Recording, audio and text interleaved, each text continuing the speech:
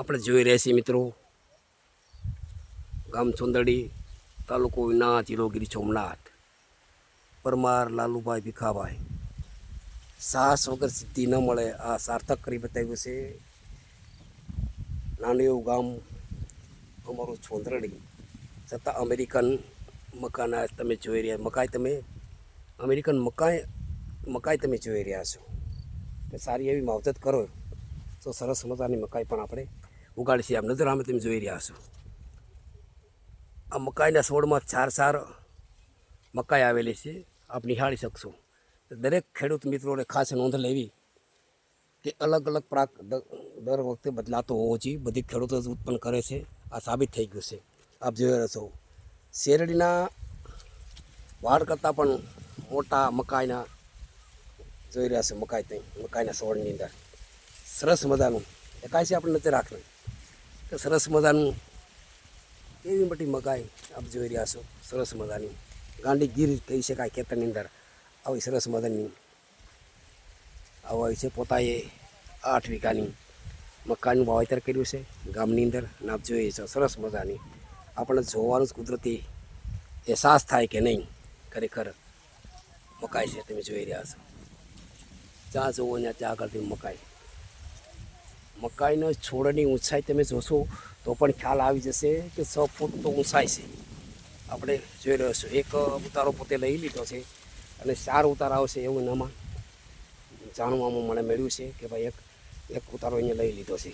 સરસ મજાનું આપણે જોઈ રહ્યા છીએ કે સરસ મજાના અહીંયા 4 ડોડા પણ આપણે સરસ મજાના આપણે જોઈએ છીએ મકાઈના વૃક્ષની અંદર કે આવા 4 પાક ઉતરે છે એક વૃક્ષ પર. એને 50,000ની આજુબાજુ છોડ વાવેલા છે એવું ખેડૂતની માહિતી આપણને મળી છે. અને આપણે જોઈ રહ્યા છે કે સરસ મજાનું અહીંયા આગળ વૃક્ષ છે. આમાં 2 લઈ લીધા છે અને ત્રીજો ઉતારો છે.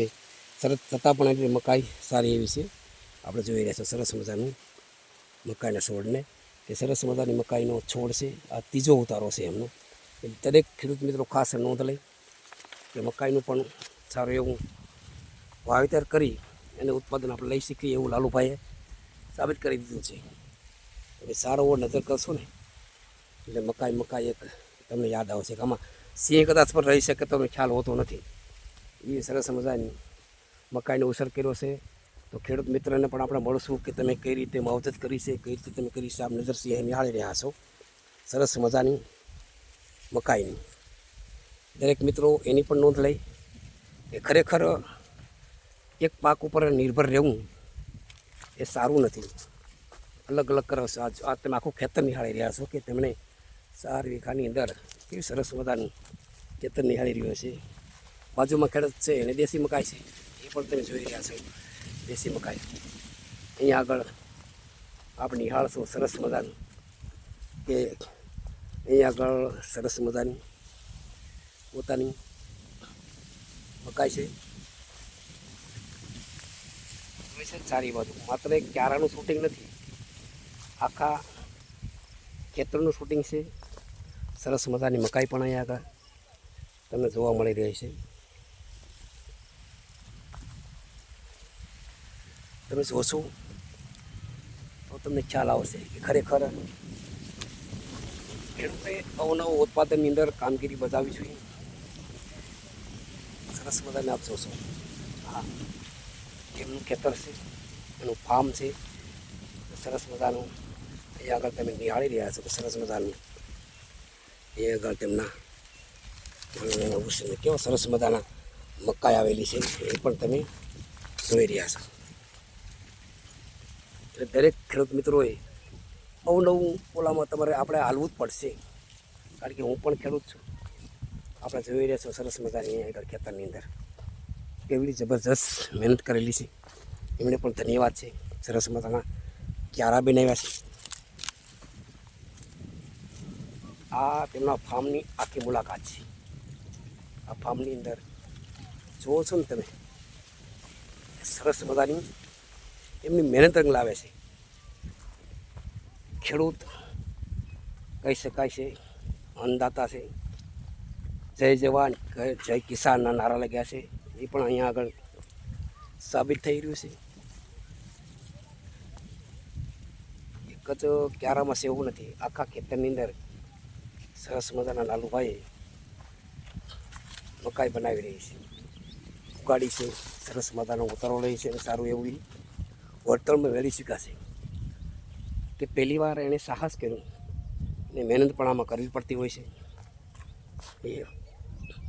એ પણ બધા લોકોને ખ્યાલ છે કે સરસ મજાનું અહીં આગળ આપણે નિહાળી રહ્યા છીએ કે સરસ મજાનું અહીં આગળ ખેતર છે.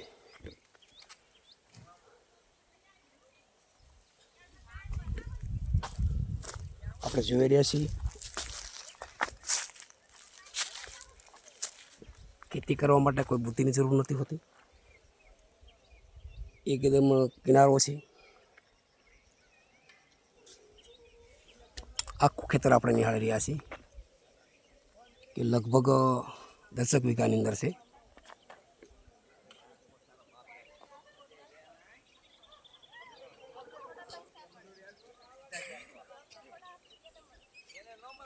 આ એકદમ પેલો કિનારો છે પણ ખ્યાલ છે. સરસ મજાની મહેનત લાલુભાઈની છે, એકદમ ગોસરની બાજુમાં છે, આપણને એ પણ દેખાઈ રહ્યું છે.